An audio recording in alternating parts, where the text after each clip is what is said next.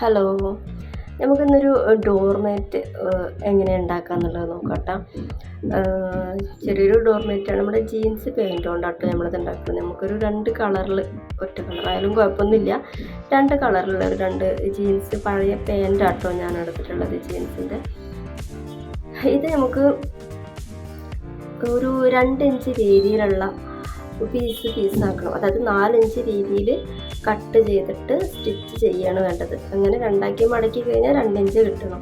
അങ്ങനെ നീളം എന്ന് വെച്ച് കഴിഞ്ഞാൽ ഇപ്പോൾ 2 ഇഞ്ച് എന്നുള്ളത് 1.5 ഇഞ്ചാലും കുഴപ്പമൊന്നുമില്ല. നിങ്ങളുടെ ഐഡിയ പോലെ, നിങ്ങളിപ്പോൾ വലിയ പാൻറ്റാണോ ചെറിയ പാൻറ്റാണോ എടുക്കുന്നത്, ഇതല്ല നിങ്ങൾക്ക് ചെറിയ മേറ്റാണോ വലിയ മേറ്റാണോ വേണ്ടത് എന്നുള്ളത് നോക്കിയിട്ട് അതിൻ്റെ നീളത്തിനനുസരിച്ചും വീതിക്കനുസരിച്ചും കൊടുത്താൽ മതി. ഇവിടെ ഞാനിപ്പോൾ എടുത്തിട്ടുള്ളത് ഏകദേശം ഒരു 22 ഇഞ്ച് നീളത്തോളം എടുത്തിട്ടുണ്ട്. വീതിയാണെങ്കിൽ 2 ഇഞ്ച് വീതി വരുന്ന രീതിയിൽ 4 ഇഞ്ചിലാണ് കട്ട് ചെയ്തിട്ടുള്ളത്. ഓക്കെ, അപ്പോൾ ഇവിടെ മാറ്റിൻ്റെ വീതി എന്ന് പറയാൻ ഏകദേശം ഒരു 13 ഇഞ്ച് 14 ഇഞ്ച് ലെവലിലാട്ടോ ഉള്ളത്.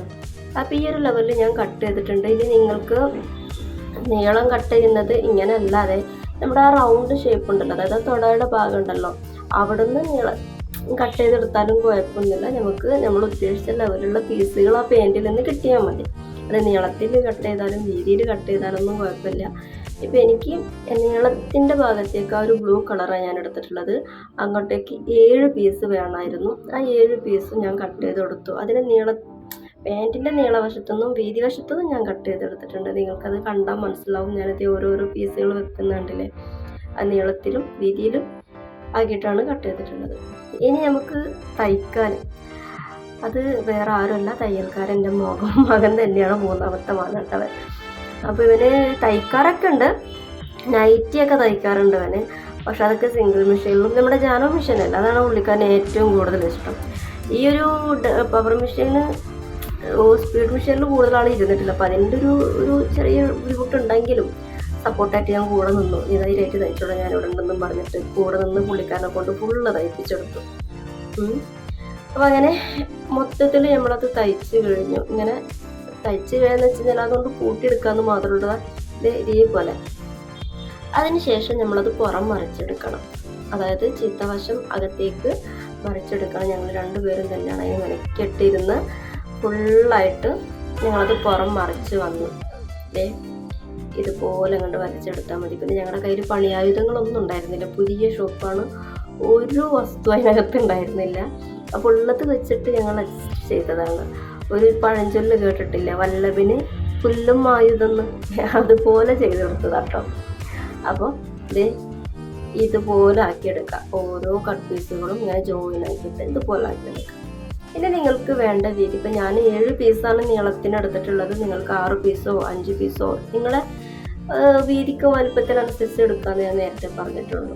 അത് ഇതേപോലെ നിരത്തി വെച്ചിട്ട് നമ്മുടെ ചെസ്സിൻ്റെ ബോർഡൊക്കെ കണ്ടിട്ടില്ലേ, അതുപോലെ കളർ ചേഞ്ച് ആക്കിയിട്ട് ഒന്ന് വേറൊന്ന് അങ്ങനെ കളർ ചേഞ്ച് ആക്കിയിട്ട് ഇതുപോലെ ആക്കിയെടുക്കാം. അതിൻ്റെ പുറത്തേക്കുള്ള ഞാൻ കുറച്ച് കൂടുതലായിട്ട് വെട്ടിയെടുത്തിട്ടുണ്ടായിരുന്നു. അതൊക്കെ നമുക്ക് കണ്ട് കട്ട് ചെയ്തെടുക്കണം, നീറ്റാക്കി കട്ട് ചെയ്യണം. അത് കുറച്ച് തുമ്പ് ചാടിച്ചിട്ട് വേണം കട്ട് ചെയ്തെടുക്കാൻ. നമുക്ക് അതിൻ്റെ മേലെ ഒരു പീസ് വെച്ച് അറ്റാച്ച് ചെയ്യേണ്ടതാണ്. ആ പീസിൻ്റെ വീതി കുറച്ച് വീതിയോടെ എടുക്കണം കേട്ടോ. ഞാനിവിടെ ക്ലോത്ത് ഇല്ലാത്തതിൻ്റെ പേര് ഞാൻ വളരെ കുറഞ്ഞ വീതിയിലാണ് ഞാൻ ക്ലോത്ത് വെച്ചിട്ടുണ്ടായിരുന്നത്. പക്ഷേ നിങ്ങൾ എടുക്കുമ്പോൾ ഒരു 2.5-3 ഇഞ്ചെങ്കിലും വലുപ്പത്തിൽ വേണം നിങ്ങൾ പീസ് കട്ട് ചെയ്തെടുക്കാൻ. എങ്കിലും അത് തയ്ച്ച് വരുമ്പോൾ കറക്റ്റ് ആവുള്ളൂ, വൃത്തിയിൽ കിട്ടുള്ളൂ. ഓക്കെ, അപ്പോൾ ഈ 4 ഭാഗത്തുള്ള പീസുകൾ ഇതേപോലെ വേസ്റ്റായി നിൽക്കുന്ന പീസുകൾ ഫുള്ള് കട്ട് ചെയ്തെടുത്തതിന് ശേഷം ഞാൻ നേരത്തെ പറഞ്ഞ പോലെ 2-3 ഇഞ്ച് വീതിയിലുള്ള ഒരു പീസ് കട്ട് ചെയ്തെടുക്കുക. എന്നിട്ട് അതതിൻ്റെ മേലെ ഇതുപോലെ വെച്ചടിക്കാം. അപ്പോൾ എനിക്ക് പീസ് ഇവിടെ പുതിയ ഷോപ്പും ഇവിടെ ഒരു കുന്തോ ഇല്ലാത്തതുകൊണ്ട് തന്നെ എനിക്ക് പീസൊന്നും കിട്ടിയിട്ടുണ്ടായിരുന്നില്ല. അപ്പോൾ ഞാൻ ഉള്ളത് വെച്ചിട്ടാണ് ഞാനിതിന് മേലെ കൂടെ തയ്ച്ചെടുത്തത്. തയ്ച്ച് ഫുള്ള് കഴിഞ്ഞതിന് ശേഷം നമ്മളിത് പുറം മറിച്ച് തയ്ച്ചെടുക്കുക. പുറം മറിച്ച് തയ്ച്ചെടുക്കുക എന്ന് പറയുമ്പോൾ നമ്മൾ നല്ല വശത്തേക്ക് നല്ല വശം തന്നെ കേട്ടോ, ഏത് സൈഡിലേക്കും നമുക്ക് ഇടാം. എന്നാലും നമ്മുടെ വെച്ച് തയ്ക്കുന്ന പീസിൻ്റെ ചീത്തവശം കവർ ചെയ്തിട്ട് പുറത്തേക്ക് തയ്ക്കുള്ളൂ. അതുപോലെ മടക്കി പുറത്തേക്ക് തയ്ച്ചെടുക്കാം. ഈ ഒരു മടക്കി പുറത്തേക്ക് തയ്ച്ചെടുക്കുന്നത് കുറച്ച് വീതിയോടെ തയ്ച്ചെടുക്കുമ്പോൾ ഒന്നുകൂടി കാണാൻ ഭംഗിയാണ്. അതുകൊണ്ടാണ് ഞാൻ ഈ പീസ് കുറച്ച് വീതിയായിട്ട് എടുക്കാൻ വേണ്ടി പറയുന്നത് കേട്ടോ. അപ്പോൾ ഇതുപോലെ തയ്ച്ചിട്ട് 4 സൈഡും, ഒരു സൈഡ് മാത്രമല്ല 4 സൈഡും ഇതുപോലെ തയ്ച്ച് ഫുള്ളാക്കി എടുക്കാം. തയ്ച്ചെടുക്കുമ്പോൾ നമ്മുടെ ലാസ്റ്റ് ഭാഗം ഉണ്ടല്ലോ, സ്റ്റാർട്ടിങ് ഭാഗവും ലാസ്റ്റ് എൻഡ് ഭാഗവും ഉണ്ടല്ലോ, അവിടെ 2 ക്ലോത്തും കൂടിയിട്ട്, അതായത് നമ്മുടെ ജീൻസിൻ്റെ നീളത്തിൻ്റെ ഭാഗവും വീതിയുടെ ഭാഗവും ജോയിൻ ആവുന്ന ഭാഗമുണ്ടല്ലോ, അവിടെയും കൂടി ടച്ച് ചെയ്ത് സ്റ്റിച്ച് ചെയ്യണം കേട്ടോ.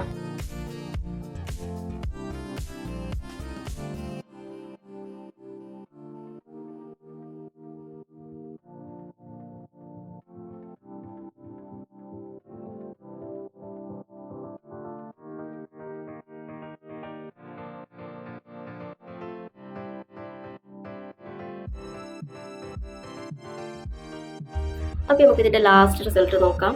താഴത്തെ ഷോപ്പിൽ നിന്ന് ഇവിടെ വൃത്തിയാക്കലൊക്കെ കഴിഞ്ഞപ്പോൾ ഒരു മെറ്റ് ചോദിച്ചപ്പോൾ അവർ തന്നിട്ട് ചാക്ക്. ഓക്കെ, അപ്പോൾ ചാക്ക് മാറ്റി നമ്മൾ നമ്മുടെ മേറ്റ് ഇട്ടിട്ടുണ്ട്.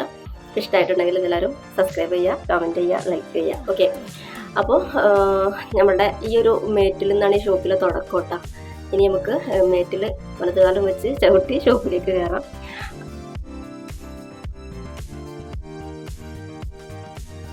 അപ്പോൾ നമ്മുടെ ഈ ഷോപ്പിൻ്റെ വളർച്ചയ്ക്ക് വേണ്ടി നിങ്ങളും പ്രാർത്ഥിക്കുക. ഇൻഷാ അല്ലാഹ് നമുക്ക് ഒരുമിച്ച് അങ്ങോട്ട് തുടങ്ങാം. ഇനി നമ്മുടെ ക്ലാസ്സും മറ്റ് വീഡിയോസും എല്ലാം ഇവിടെ നിന്ന് തന്നെ ആയിരിക്കും. അപ്പോൾ ഇൻഷാ അല്ലാഹ് അടുത്ത വീഡിയോയിൽ കാണുന്നത് വരെ ബൈ.